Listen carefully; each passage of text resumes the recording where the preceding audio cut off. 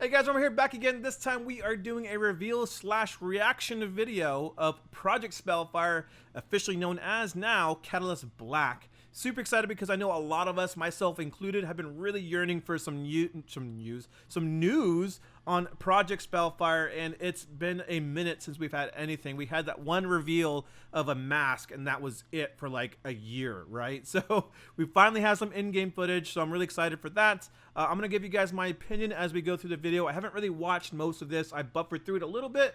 And I've seen a little bit of footage, but I haven't really seen the details or heard the details. So I want to experience that with you guys as we go on. But first of all, I want to put out that this is alpha footage, so a lot of the visuals probably will evolve over time. There probably will be a lot of missing effects or just kind of temporary effects until they get the official ones in. So keep that in mind. But anyways, let's go ahead and get into it.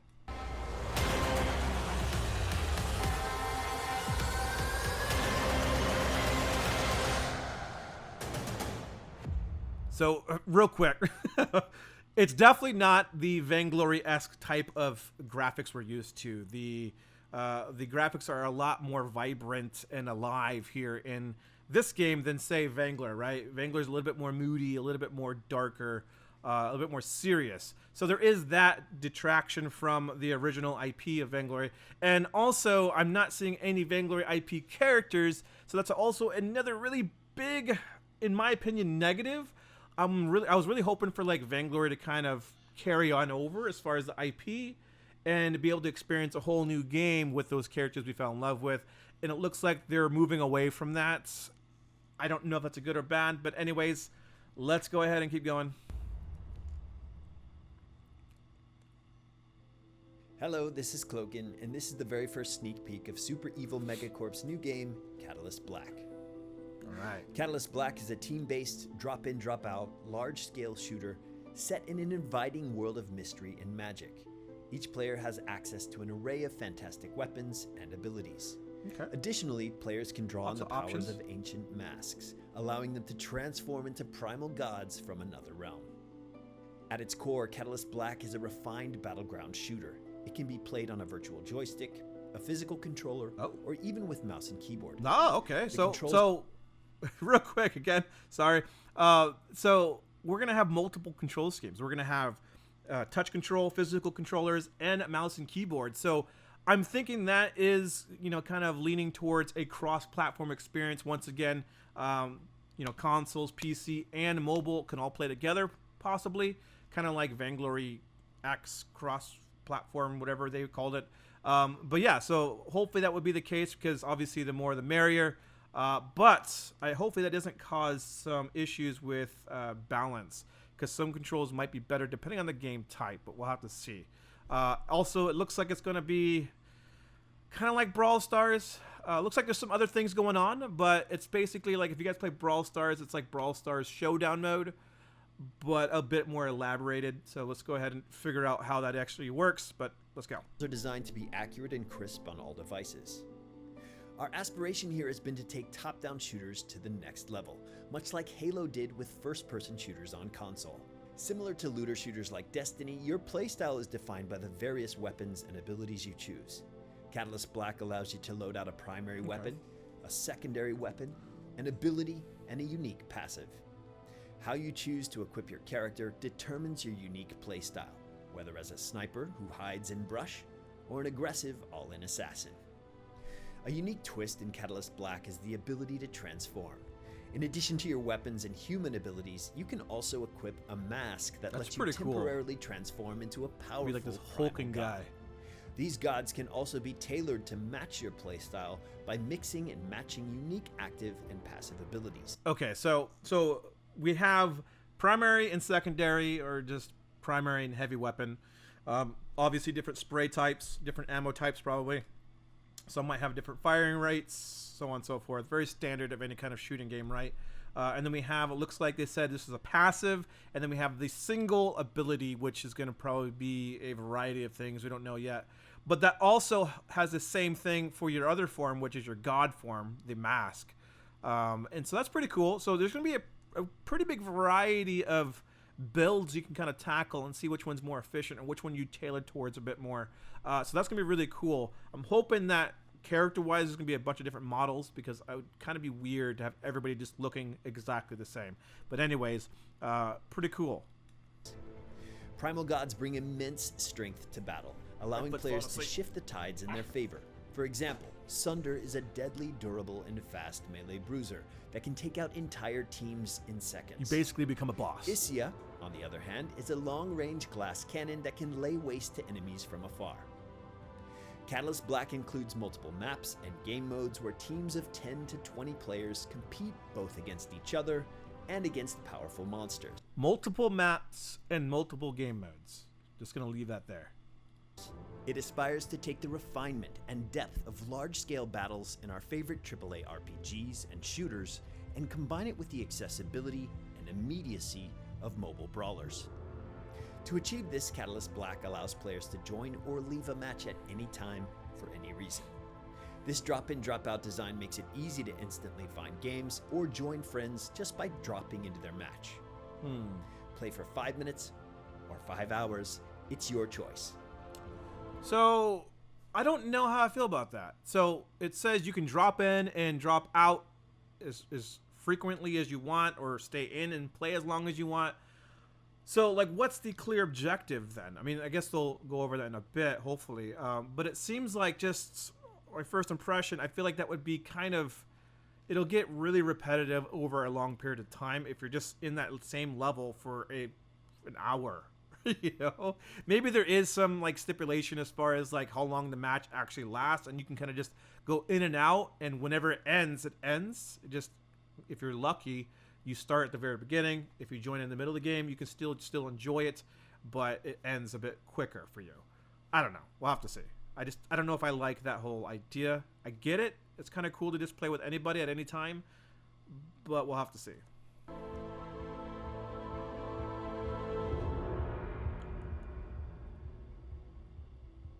Catalyst Black is still in an alpha stage at this point. We're still evolving and tweaking the formula, but we are excited about where it's heading. Check out our social channels to stay in touch, and join us at discord.gg/catalystblack to be a part of our growing community. All right, welcome everybody. Thank you for joining us here for this reveal. Of course, you've seen the intro footage. We're here to talk about Catalyst Black. What was once known as Project Spellfire, we've confirmed is now titled Catalyst Black, and we're here to talk with some important designers working on that game. You're familiar with these faces. This is Q Wang and Patrick O'Callaghan. Guys, thank you for joining me today to talk about this. I know this is a very exciting / kind of nerve-wracking day as we kind of pull the curtain back on things, but thank you for being here. Hey, this is Ciderhelm. All right, guys. So let's jump into Felt a little nostalgic. Catalyst Black. Q, I'm going to start with you. I want missed to those hear little a little bit sneak about peeks. what this game is. Like, if you had to just succinctly describe this game to a viewer, and really what it is at its core, because it is somewhat new. I'd love to hear that from you and give that to the audience that's watching. Yeah, sure. So Catalyst Black is something we call a battleground shooter.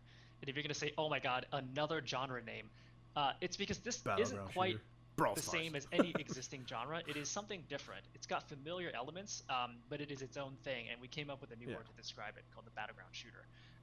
It involves big maps, 20 plus players total, boss battles that happen while you're fighting other players. That's pretty cool. Really, really big power spikes. And on top of that, it's a multi-game mode game, so it's not focused on just any single map or game mode. And last but not least, PvEVP. That is thrown into every single part of the experience. The best way I would describe it, if I had to use like Vainglory language, would be think like the entire map is a jungle and counter-jungling experience, and there's always a Kraken fight or two somewhere that's happening. It's not a hero-based game. It's going to be a gear-based game, so there's going to be quite a bit of customization that you can do, both in your human form and also in the primal form. You saw in the video that you can turn into primal gods. That is the big power spike that we talk about.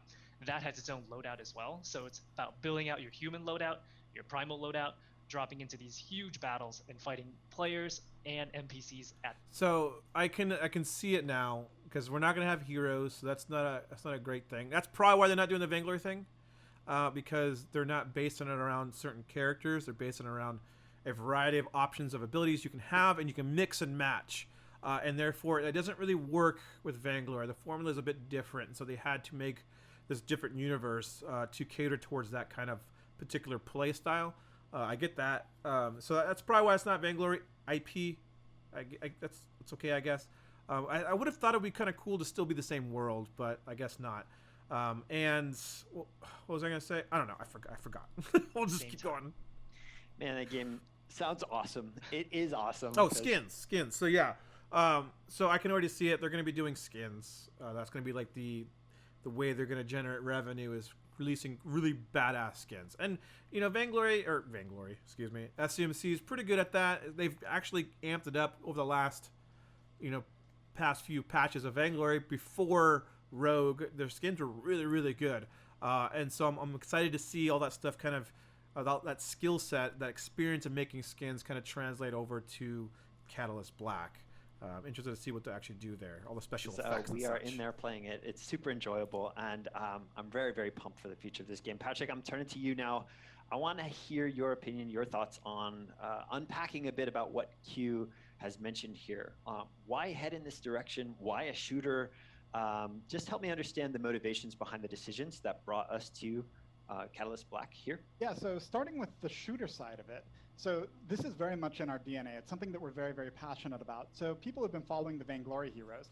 You'll notice that we have a lot of love letters to other genres in there. So Lance, definitely not from the shooter genre, but if you look at someone like Lance, you're definitely going to tell like, oh, they really love the Souls genre, for instance. But you'll also notice that there's a whole lot of heroes who have these very interesting basic attack patterns.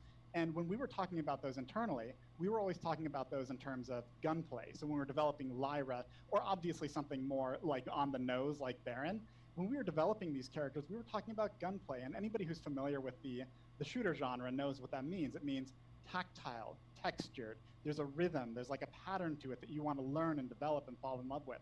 And that's one of the things that I consider very signature about Vainglory. But ultimately, Vainglory wasn't a game just about shooting, and it wasn't something that we were really fully exploring that space, and it was very much in that core MOBA space. And what we're trying to explore here is, what if we take the shooter genre? What if we take that and like really drive that somewhere that's really cool? But also PvE, as Q mentioned, like you're talking about like these bosses that you're going to be fighting at the same time as other players, and you can lean more into that PvE side.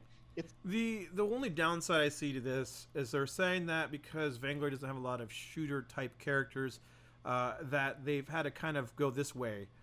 They can't really translate like Lance into this game. I honestly feel like it would have been a cool idea to kind of introduce an either or, so like guns and sword play. So like having the gunplay type characters and then be able to be that like upfront and personal type of brawler, not your mask form, but also your human form. You can be this guy that's really tanky and can really dive into people and kind of build on that play style too. And I do like the idea of this game where like no ability is set to one particular character because you only are one character, right? So you can choose between a plethora of abilities and you can mix and match how you want. So that's really cool. Imagine basically Vainglory, where like any hero can do anything in that game as far as abilities, and you can mix those abilities how you want. That's basically kind of loosely what this is like, minus the affiliation to a character, right? So anyways, let's keep going. something where, yeah, we have that DNA also of being a competitive game company. But at the same time, so many of us have that background of all those experiences we had in PvE. And while you could do really cool things with Blackclaw or, you know, these other creatures that you'd fight in Vainglory, it wasn't quite at the level of being much more than like, you know, you do this as a part of fulfilling a win condition, but ultimately it's about like Guys, just animation's PvP space and not dude. that hardcore element It's there. going into But the there's ground. also the hardcore PvE element that we want to get in there. So that's a big part of it. And then, of course, Alpha. as you mentioned, Alpha footage. big. So, Kevin, you and I know this. Like, we spent a lot of time back in World of Warcraft playing Alterac Valley. You know, those really big battleground experiences where That's the worst they have a special mode. place That's the in your worst memory. PvP Like, in World of Warcraft. It's so capturing boring some and of that dry. magic again is really important to us. Yeah, man, I love the Alterac Valley comparison because it's such a unique battleground, even from a World of Warcraft perspective, the ability to kind of come into the middle of this massive epic thing that's going on. And for context, for those of you who are watching, Patrick and I worked together, or at least we're a part of a community together in a previous life in some ways. Patrick used to run a community around World of Warcraft called TankSpot. I was heavily involved there, even made a documentary about raiding in WoW. But yes, our background a lot comes from there, and it's really fun to be back working with Patrick in this regard. But Q, I'm coming back to you. I want to ask you a little bit more about this sort of looter shooter space. You have a massive passion there in your free time and in the games that you enjoy. Destiny, Halo, this background there. How is your love of that space impacting the work that we're doing on Project Spellfire, Catalyst Black? Yeah, so I went on a huge looter shooter binge in 2018, 2019. And the thing that I really, really enjoy about that is just being able to piece together your own build via the loadout and be able to do crazy things that sometimes the game designer did not intend you to be able to do. So, like I said, Catalyst Black, it is not a hero-based game, it is a loadout-based game. And it's not like the main difference is that It's like Call of Duty. you're basically able to customize. Imagine being able to piece together the abilities and the passive and make your own Vainglory hero. Like, to me, that is the main difference between loadout and hero. It gives you the freedom to start doing stuff that may not have been initially planned out for. And in a larger scale, I think there's room to let players do some really crazy stuff. When you have a really tightly balanced 3v3 or 5v5, there's a very narrow range before things get really OP, and you just can't let players do certain things. There were abilities and things removed from MOBAs just because, like, after a while we were just like, this doesn't work. MOBAs just have to be tightly balanced, like Echo. Exactly. But one of the benefits of having large scale is that you can actually have much crazier things happen. If someone does something that's really wild, someone else can pull That's out pretty something cool. The equally transformation midair. wild but different and counterplay that. So we want to just take the risk of opening up the options a bit instead of giving you prefabricated heroes of like, this is your combo, take your A and combo it with your C in this scenario. You're going to be able to piece together your loadout and do it twice. Once for I'm curious though, like how progression works in the actual match, because like we're not gonna have items that we can buy. At least it doesn't seem like that. And I didn't see any levels attached to each individual character, at least not on their health bar. There wasn't no number associated with them. So I'm kind of curious how that's actually going to work. I did see that there was some kind of capture thing going on, and they got points or something in the game. I don't know. And he did say there can be power spikes, so maybe that's just to do with the buffs that you get from like the PvE side of it, like killing a boss. I don't know. I'm curious to see how progression actually works. Regular human form, and then when you transform into a god, that has also a loadout. My wife's calling me. Man, it's so exciting and so much to dig into there. I can't wait to unpack a little bit of this more with our community as we move on in sharing more about this game. But Patrick, I want to come back to you real quick, and I want to ask you a very specific question given the company's history. Why didn't we just make another Vainglory game? I know so much time, love, heart has been poured into the Vainglory universe. Why didn't we build a game in that universe to expound upon it and sort of extend it? Why something new here with Catalyst Black? So first, to start before anything, Vainglory is a universe that we still love and cherish, and it's something that we want to come back to. So just kind of diving into the themes a little bit, like man versus machine versus nature, where Churn is this force of nature, and you've got the technologists versus Githia and the Eventides who have their mages. And in Catalyst Black, like, you've got these people that are carrying guns and transforming into these primal gods, and it's a very different experience for what we're trying to, the world we need to build around this. So like, we actually have concept art of Celeste running around with a rifle, and it just doesn't quite feel right. And we talked about, should we have staff weapons, but if we were to keep Vainglory, that would have been kind of cool, like Celeste with like her staff, but it also, I guess it's kind of like kinetic. But basically, yeah, she would be shooting stuff out of her staff, doing like magic bolts or something. That'd be pretty cool. I don't know. Like, seemed like a cool idea. It robs characters like Vox of who they are, but we want it to go a different way overall. Like Catalyst Black, what we want is something brighter, where there's more hope just to start with, and it's about exploration and discovery. It's about you becoming the hero. It's about your journey, taking on these powers, speaking to what Q was mentioning, and how you put together who you are. It's also about people fighting for harmony and coexistence. It's not so much about the man versus machine versus nature. And of course, the mask and turning into this primal god, that's so central to this universe. And we'd really just be forcing it onto the Vainglory universe in a way that... I do like that. I like that. So in Vainglory, you attach yourself to a character. So like, for instance, I picked Ringo. That's who I am. That's my identity for this particular match.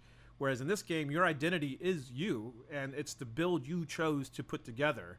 And that's kind of cool, and it kind of makes it a little bit more personal. You can personalize your character a lot more than you could have in Vainglory.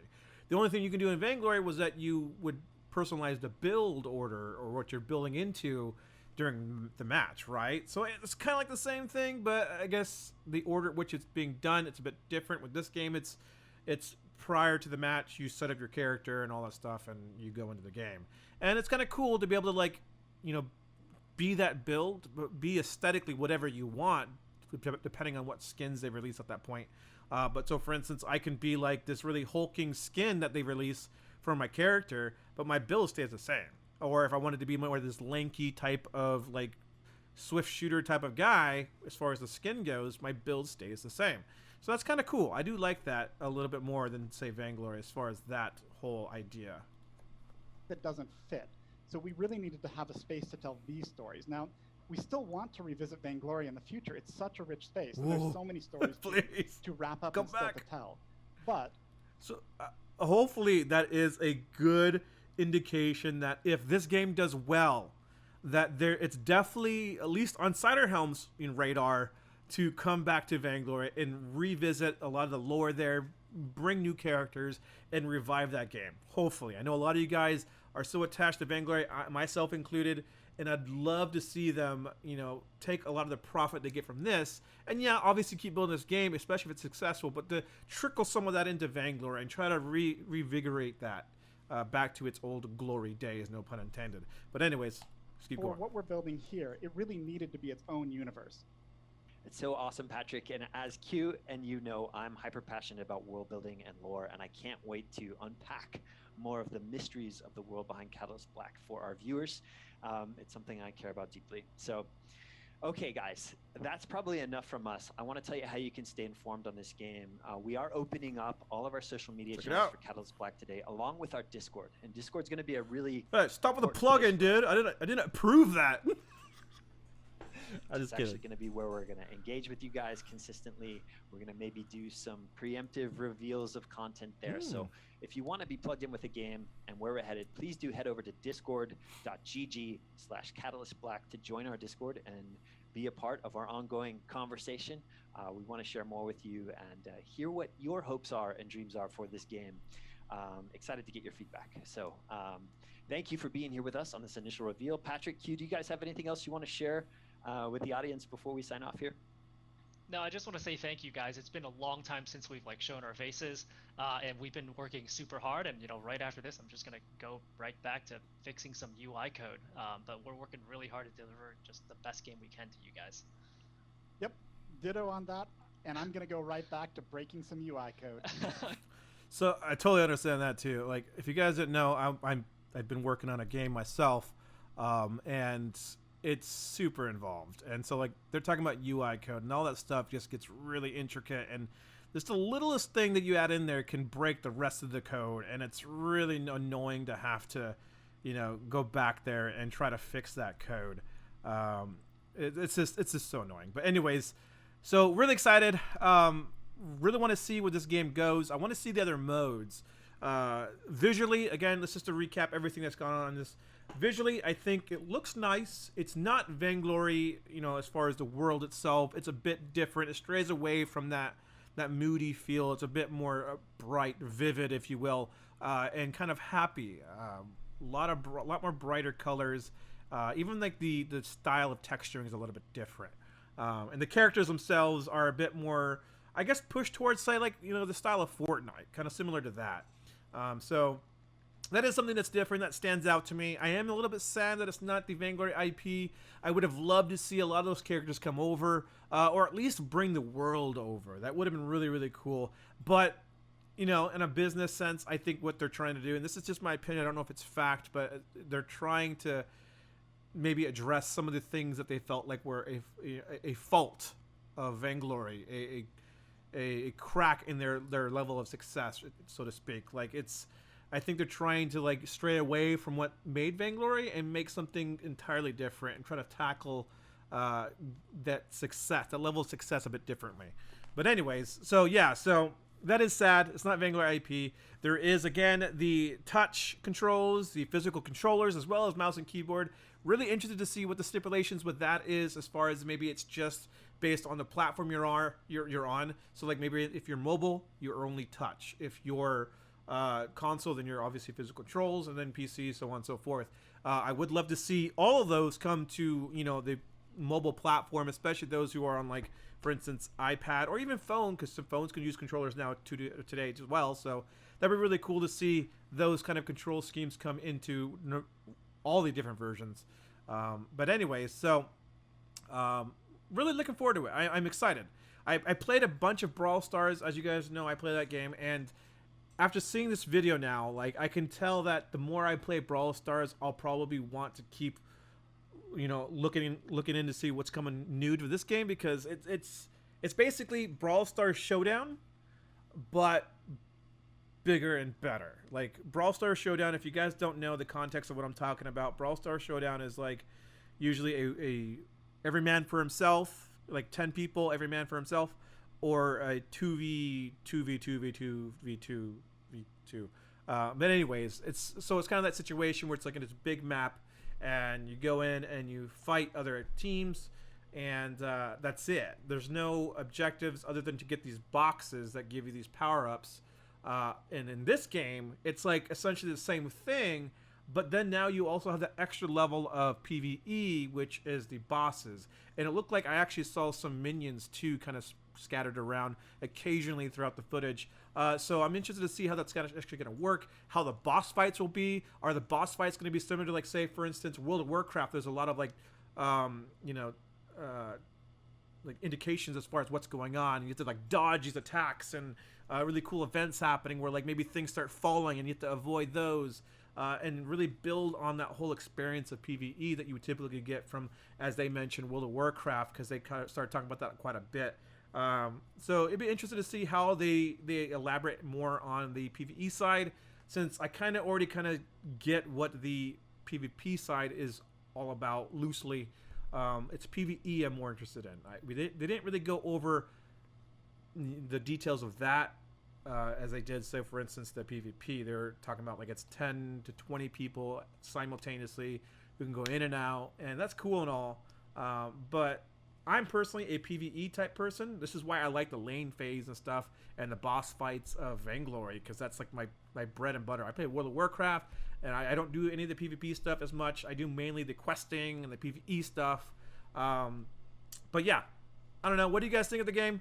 I'm really excited. I'm hoping that it will actually be something that is worth our time playing, which I'm sure it is. It's just, it's not going to be Vainglory, so we have to kind of put that aside for now until they can revisit that. I mean, there's still going to be the servers you can play, but for now, I'm definitely keeping my eye out on Catalyst Black, hoping to get, you know, beta access whenever that is. And if I do, I'll obviously make some videos on that.